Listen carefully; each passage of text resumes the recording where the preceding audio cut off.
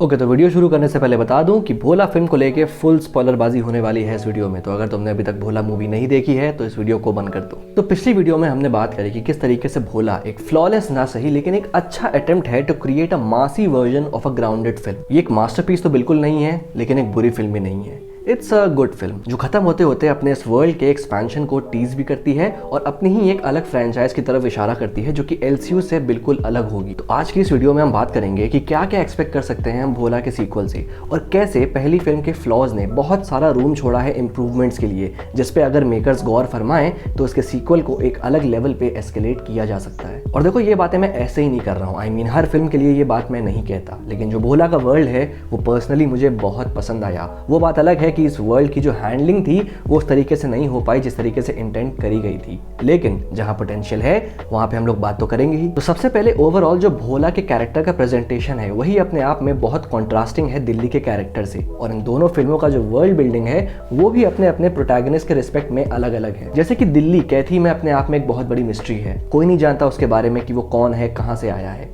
All they know कि ये jail से रिहा हुआ एक कैदी है जो कि करेंटली उनके प्लान की बैंड बजा रहा है। वहीं भोला मूवी में Bhola is treated as an urban legend. शुरुआत में तो कोई भी नहीं जानता कि वो कौन है, लेकिन जैसे जैसे वो फिल्मों के कैरेक्टर से इंटरेक्ट करता जाता है हमें पता चलता है कि भाई साहब इसका जो फिल्म के मेजर कैरेक्टर्स हैं हर किसी के साथ कोई ना कोई हिस्ट्री जरूर है। एंड ये जो मेजर कैरेक्टर्स हैं ये कुछ ऐसी चीजें जानते हैं भोला के बारे में जिसके बारे में जब ये सोचने बैठते हैं तो इनकी रूहें कांप जाती हैं। जैसे कि इंस्पेक्टर देवराज सुब्रमण्यम जो पूरी फिल्म में यही पूछ रहा होता है कि आखिर वो कौन बंदा है जो इंस्पेक्टर डायना की हेल्प कर रहा है और अकेले ही इन सारी गैंग्स को निपटा रहा है। और जब फिल्म के एंड होते होते उसके पास भोला की फोटो फाइनली आ जाती है और उसे पता चलता है कि यार ये तो भोला है, तो उसके पसीने छूट जाते हैं। इनफैक्ट वो इतना डर जाता है कि वो खुद को गोली मार लेता है। मतलब कि भोला के साथ पास्ट में कोई ना कोई एनकाउंटर इस इंस्पेक्टर का जरूर हुआ होगा किसी वजह से, और बाद में उसे पता चला होगा कि ये कितनी बड़ी भूल थी। और जब उसे रियलाइज हुआ कि उसका सामना फिर से भोला से होने वाला है तो उसने मर जाना बेहतर समझा। या फिर निठारी जिसे एक राक्षस की तरह एस्टैब्लिश किया गया है फिल्म में, जिससे पुलिस वाले भी डरते हैं, लेकिन जब वो भोला को देखता है फिल्म के एंड में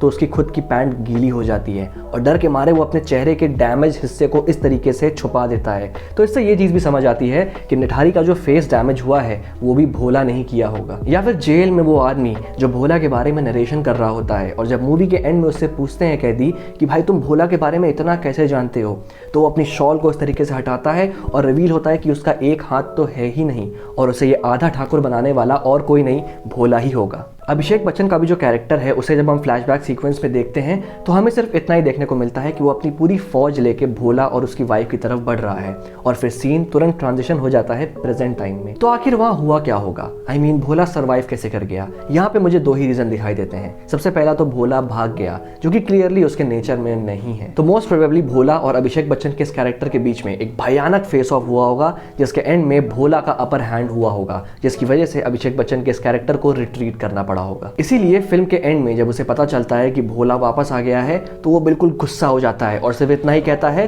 कि अब हम भोला को दिखाएंगे कि असली गुंडागर्दी होती क्या है। बेसिकली जो सारे पिवटल कैरेक्टर्स हैं उनकी कोई ना कोई हिस्ट्री भोला के साथ है और सेकंड पार्ट में इस चीज को बहुत ही बेहतरीन तरीके से यूज करके हमें एक बहुत ही अच्छी स्टोरी प्रेजेंट करी जा सकती है। इनफैक्ट जॉन विक फ्रेंचाइज जैसा कुछ क्रिएट किया जा सकता है, क्योंकि अगर तुम ध्यान दो तो भोला के कैरेक्टर का जो ट्रीटमेंट है वो काफी सिमिलर है हमारे बाबा यागा से। एक nearly unkillable man who is an indestructible force of nature, एक आदमी जो कि एक बड़े ही सिंबॉलिक तरीके से उसके बारे में नरेशन कर रहा है, कैरेक्टर्स जो कि इसकी हिस्ट्री जानते हैं और जब उसके बारे में सोचते हैं तो उनकी हवा टाइट हो जाती है। बेसिकली जो उसे नहीं जानता वो उससे सामना करने के बाद या तो उसे जान जाता है या फिर जान से जाता है, और जो उसके बारे में जानता है वो सिर्फ यही मनाता है कि भाई साहब आदमखोर शेर से सामना हो जाए लेकिन भोला से सामना ना हो, क्योंकि आदमखोर शेर से बचने की फिर भी उम्मीद है। तो एक काफी इंटरेस्टिंग और अमेजिंग प्लॉट का पोटेंशियल मुझे क्लियरली नजर आ रहा है भोला के सीक्वल में, जिसमें अभी काफी कुछ एक्सप्लोर करने को बाकी है। जिसमें सबसे पहला सवाल ये आता है कि अभिषेक बच्चन का जो ये कैरेक्टर है आखिर ये एग्जैक्टली है कौन? जहां तक मेरा सवाल जाता है आइदर ये भोला का बॉस होगा या फिर उसका राइवल गैंग वाला, जिसे जब पता चला कि भोला अपने हथियार डाल के शादी वादी करके एक बहुत आम जिंदगी जी रहा है तो उसने सोचा यही सही मौका है भोला के ऊपर वार करने का। या फिर अगर थोड़ा सा डीप एंड पे जाएं, जैसे कि ये सीन जहाँ पे सबको लग रहा है कि अभिषेक बच्चन और भोला में तगड़ी लड़ाई हुई होगी लेकिन एक्चुअल में हो सकता है ऐसा कुछ हुआ ही ना हो। एंड अगर वो बॉस वाला एंगल लगाओ और वो जॉन विक वाला एंगल लगाओ, तो यहाँ हम क्लियरली कह सकते हैं कि भोला अगर जॉन विक है तो अभिषेक बच्चन का ये कैरेक्टर सैंटिनो डी एंटोनियो की तरह हो सकता है। तो ये पॉसिबिलिटी निकलती है कि भोला के रिटायरमेंट के बारे में जान के उसका बॉस या एलाई होने के नाते वो भोला के पास सिर्फ उसे कन्विंस करने गया हो कि भैया वापस आ जाओ, तुम्हारी जरूरत है। माइट भी उसका कोई अधूरा काम हो जो कि भोला ही पूरा कर सकता है, और फिर ये जो पूरा कन्विंसिंग वाला सीन है वो यहीं पर हो।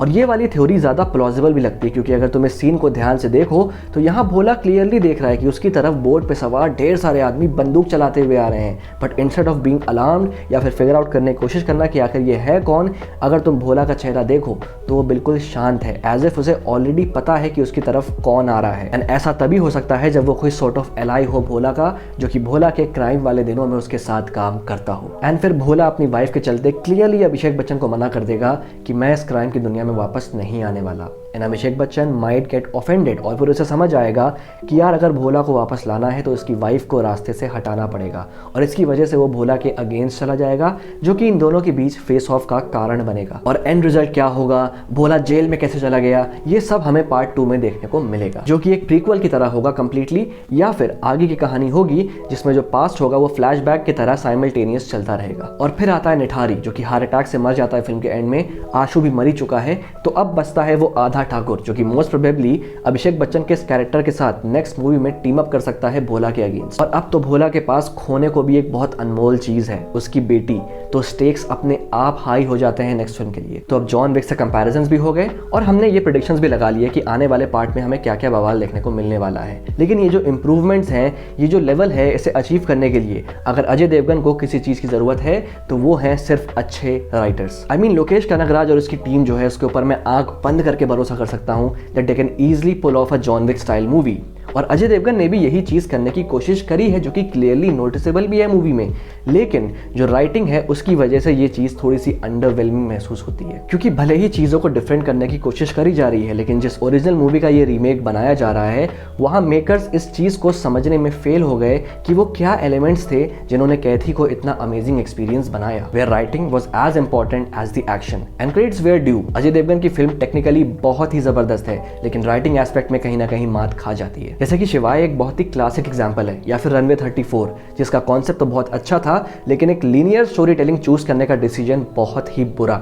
आई मीन रनवे 34 को अगर एक नॉन लीनियर नैरेटिव से एग्जीक्यूट किया जाता तो ये एक बहुत ही गजब edge of the seat thriller बन सकती थी। तो हाँ, just a team of good writers, और भोला अपनी very own Indian John Wick franchise की तरह उभर के आ सकती है, क्योंकि दोनों मूवीज की ट्रीटमेंट ओवरऑल बहुत डिफरेंट है। इनफैक्ट मैंने यूट्यूब पे कहीं कमेंट में पढ़ा था कि अगर दिल्ली क्रिश्चियन बेल वाला बैटमैन है तो भोला बेन एफ्लेक वाला बैटमैन है, and it's actually very accurate. तो अगर इस फ्रेंचाइज को अच्छे से बिल्ड करके आगे बढ़ाया जाए तो ये एलसीयू के साथ साइमल्टेनियसली एग्जिस्ट कर सकती है, और ऑडियंस इन दोनों को ही अच्छे से एंजॉय कर सकती है। तो आज की वीडियो के लिए सिर्फ और सिर्फ इतना ही। तुम मुझे कमेंट बॉक्स में लिख के बता सकते हो कि तुम्हारे क्या थॉट्स हैं इसके बारे में। और हाँ, वीडियो को लाइक कर देना और चैनल को सब्सक्राइब करना मत भूलना अगर पहली बार यहाँ पे आए हो।